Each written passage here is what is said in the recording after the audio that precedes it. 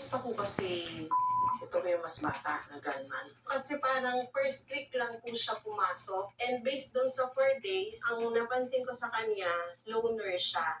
Sa kasagsagan ng pamamaril.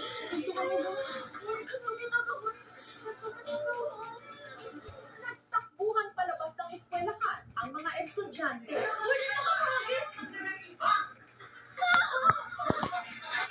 Nakita ko na yung dalawang pulis na papunta na sila dito. Merong isang bata na humawak sa kamay ko. Sabi sa akin, Sir, amo na to, sir. Amo na ito, hiya. Amo na ito.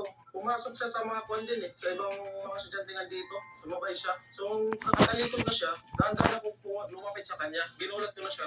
Doon na kami ang simulang ma-restrain yung bata. Hanggang sa pagtatapos ng insidente, ang 15 anyos na gunman nahuli.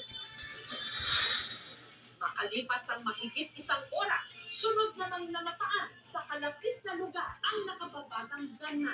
That time kasi, papauwi ako. Pagkakita ko sa kanya dito, tinawag niya ako na, Kuya, sabi ko na, bakit? Tapos sabi niya, to surrender na daw siya. Naguba namin siya ng gamit kasi baka may baril pa siya. Wala na po kami nakita. Tinuro sa amin dito kung saan nakalagay yung bag. Sinek ko yung bag, merong isang bonnet na itim, tapos yung baril. Nandun pa yung magazine. Tinawagan ko yung kapatid kong pulis, isinakay namin sa motor, biyahe na kami pupunta ng station namin. Nag-iimbestiga yung mga prosecutor dito na tiyempohan namin. So wala kang case against the gunman po. There is none. Ang nag-file yung victims. Yes, Pero ano mo yun? Sinong final? ng PNP ang mga kuha ng CCTV